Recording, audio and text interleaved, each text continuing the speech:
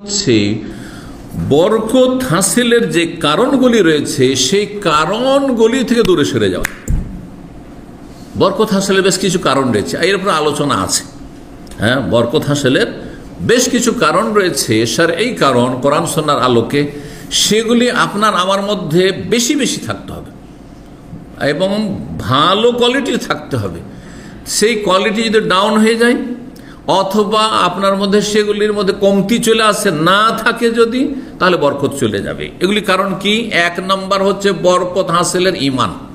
খাঁটি মোমেন মুসলিম হন, আপনি ইমানদার তৌহিদবাদী হন, শিরিক মুক্ত হন, আপনি নাস্তিকতা মুক্ত হন, আপনি আপনার বেদিনী মুক্ত হন, আপনি দুনিয়ার গোলাম হন না, আপনি রবের গোলাম হন। ইমান মজবুত করেন, ইমান পরিপন্থী যেসব বিষয়গুলো সেগুলি থেকে আপনি বাঁচেন, মুনাফিক মুক্ত হন। দুই নম্বর বরকত হাসিলের কারণ হচ্ছে তাকওয়া, আল্লাহ বিরোধী, পাপ মুক্ত হন। পাপে ডুবে আছেন, তা বাঁচছেন না, তাকওয়া নেই, আল্লাহর ভয় ভীতি নেই, পাপ করে যাচ্ছেন, ভয় ভীতি নেই, তওবা নেই, সংশোধন নেই। হ্যাঁ, পাপ ছাড়ছেন না, তাকওয়াবিহীন জীবনযাপন করলে বরকত শেষ হয়ে যায়। তিন নম্বর বরকত হাসিলের উপায় হচ্ছে নামাজ। 5 ওয়াক্ত নামাজ পড়ে বরকত হবে। আল্লাহ বলছেন ওয়ামুর আহলাকা বিসসালাতি ওয়াসতাবির আলাইহা, তুমি নিজেও নামাজ পড়া, তোমার আহাল পরিবার, ছেলে মেয়ে, স্ত্রী সবাইকে সালাতের হুকুম করো। তারপরে বলছেন যে লা নাসালুকা রিজকা, রিজিক চাই না, তোমার কাছে কিছু চাই না, এই নামাজের মাধ্যমে তোমার কাছে কিছু টাকা পয়সা চাই না। নাহনু নারযুকুকা, আমি তোমাকে রিজিক দেব, আমি রিজিক দেব। নামাজের সাথে আল্লাহ বর্ণনা করছে কিসের কথা? রিজিকের কথা। তার মানে নামাজ পাবন্দির সাথে পড়লে আপনার স্ত্রীও যদি নামাজি হয়, আপনার ছেলেমেয়েরাও যদি নামাজি হয়, যখন সাবালক সাবালিকা হচ্ছে, আপনি যদি নামাজের পাবন্দি করেন, ওয়াস্তাবির আলাইহা, এবং সব সময় নামাজ পড়েন, নামাজের উপর সবর করার কথা আল্লাহ বলছেন, তাহলে আল্লাহ রিজিকের রাস্তা খুলে দেবেন। আল্লাহ রিজিকের রাস্তা খুলে দেবেন। নাহনু নারযুকুকা, রিজিক দেব। তুমি চিন্তা করিও না যে নামাজ পড়াতে আমার একটু মসজিদে গেলে উজু করে যেতে আধা ঘন্টা এতে নষ্ট হয়ে যাবে। এক শ্রেণীর লোকেরা বলছে এই ধরনের কথা, কুফরি কথা, এটি নষ্ট, ইবাদত বন্দেগী নষ্ট হয়ে যাবে। আর এই সময়টা আধা ঘন্টায় আমি কাজ করি, তো যারা মোটা অঙ্কের ইনকাম করে তাদের মুহূর্তে মুহূর্তে অনলাইনে বসে বসে ইনকাম, এই আধা ঘন্টার মধ্যে অনেক ইনকাম হয়ে গেল। না না, কখনো ভাববেন না। সালাতের মাধ্যমে বরকত হয়। যদি সালাত না থাকে, সালাতে ঘাটতি থাকে, ফজর পড়ছেন না, কিসের বরকত আশা করছেন? 4 নম্বর বরকতের মাধ্যম হচ্ছে দোয়া। দোয়া করছেন আল্লাহর কাছে, আল্লাহর মুখাপেক্ষী না, আপনি দোয়া করেন। আপনি নবী সাল্লাল্লাহু আলাইহি ওয়াসাল্লাম বলছেন লান তামুতা নাফসুন হাত্তা তাসতাকমিলা রিজকা, কোন মানুষ মরবে না, কোন জীব, কোন প্রাণী মরবে যতক্ষণ তার রিজিককে সম্পূর্ণ না করে নেবে। আলা শোনো, ফাত্তাকুল্লাহ, আল্লাহকে ভয় করো, ওয়া আজমিলু ফিত তালাব, সুন্দরভাবে আল্লাহর কাছে চাও, আল্লাহর কাছে সুন্দরভাবে চান।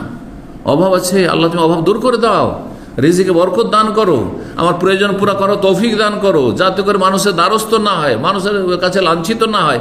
ছেলে মেয়েগুলো আমি পড়াইতে পারছি না, আল্লাহ তুমি সাহায্য করো। আল্লাহকে চান আপনি, ফাজ ওয়াজ মেলু ফিত তালাব, সুন্দরভাবে তুমি চাইতে থাকো আল্লাহর কাছে, দোয়া করবেন রিজিকের বরকতের জন্য। 5 নম্বর বরকতের কারণ হচ্ছে আল বিররু ওয়াল ইহসান ইলাল খালক, জি, সদাচরণ করা। বাপ মা থেকে শুরু করতে হবে, আর তারপরে আল্লাহর যে কোনো বান্দা, যে কোনো মানুষ, মুসলিম আগে, তারপর অমুসলিম হইল, মানুষের উপকার করেন, অপকার করবেন না। মানুষের সাথে সদ্ব্যবহার করেন, মানুষের অবদান রাখার চেষ্টা করেন। আমি কিছু দেব নেব না মানুষের কাছে, এইরকম যখন হবেন, এহসান করে আহসান কামা আহসান ইলাইক, তখন বরকত হাসিল হবে। মানুষের এহসান করছেন না, একটা কোনো মানুষের উপকার করছেন না, আপনি আপনার আত্মীয় স্বজন খোঁজ খবর নিচ্ছেন না, যথেষ্ট পয়সা হয়েছে, দেশে যাচ্ছেন না, খালার খোঁজ নিলেন না, ফুফুর খোঁজ নিলেন না, চাচাদের খোঁজ নিলেন না, আপনার চাচাতো ভাইদের খোঁজ নিলেন না, বোনগুলির খোঁজ নিলেন না, ভাগেনা ভাগ্নি আছে তাদের খোঁজ নিলেন না, ভাতিজা ভাতিজি আছে তাদের খোঁজ নিলেন। হ্যাঁ, শুধু কার সাথে সম্পর্ক? যার সাথে স্বার্থ জড়িত আছে। কি বরকত আছে? এই জন্য বরকত নেই। তো এই কাজগুলি যত কমবে তত বরকত কমবে। 6 নম্বর হচ্ছে তাহকিমুশ শারঈ, ইসলামী আইনের বাস্তবায়ন করা, আপনার ঘরে বাস্তবায়ন করা। আরে আমি রাষ্ট্রীয় পর্যায়ে না পারো, আমার বাড়িতে তো ইসলামী আইন বাস্তবায়ন করতে পারবো, ইসলামের বিধানগুলি বাস্তবায়ন করতে পারবো, এটা হইতে হবে, তাহলে বরকত হাসিল হবে। 7 নম্বর হচ্ছে সততা। যদি আপনি সততা অবলম্বন করেন, সত্য কথার উপর থাকেন, তো এটা বরকত হবে। 7 নম্বর হচ্ছে আত্মীয়দের সাথে সুসম্পর্ক রাখা, সিলাতুল আরহাম। অনেক আত্মীয়রা আছে খারাপ আচরণ করবে, খারাপ করো, আপনি মন্দ করবেন না, আপনি ভালো করেন। ইদফা বিল্লাতি হি আহসান, আল্লাহ বলছে যেটা বেশি ভালো সেটা দিয়ে খারাপকে দূর করো।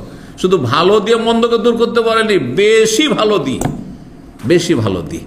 আপনি দেখছেন যে আমি দেশে গিয়ে যদি দেখা সাক্ষাৎ করি তো এতে একটা ভালো পড়বে, হ্যাঁ, মানে সম্পর্কটা এগিয়ে নেওয়া যাবে কিছুটা, কিন্তু এর চেয়ে ভালো ইমপ্রেস পড়বে, এর চেয়ে ভালো প্রভাব পড়বে, মানে সুসম্পর্ক বহাল হবে যদি আমি প্রত্যেকের জন্য কিছু হাদিয়া নিয়ে যাই অথবা কিছু টাকা পয়সা দিয়ে আসতে পারি আমার গরিব আত্মীয় স্বজনদেরকে, তাহলে এতে সুসম্পর্কটা আরও বেশি বৃদ্ধি পাবে।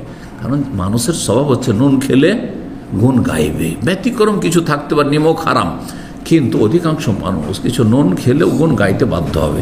সুতরাং এই কাজগুলি যে যত বেশি করবেন তত বরকত হবে, আর এই কাজগুলি থেকে যত সরে যাবেন বরকতের কারণগুলি থেকে যে 8টি বর্ণনা করলাম তত বেশি জীবন থেকে বরকত হয়ে চলে যায়। আল্লাহ আমাদের ঈমানকে মজবুত করার তৌফিক দান করেন।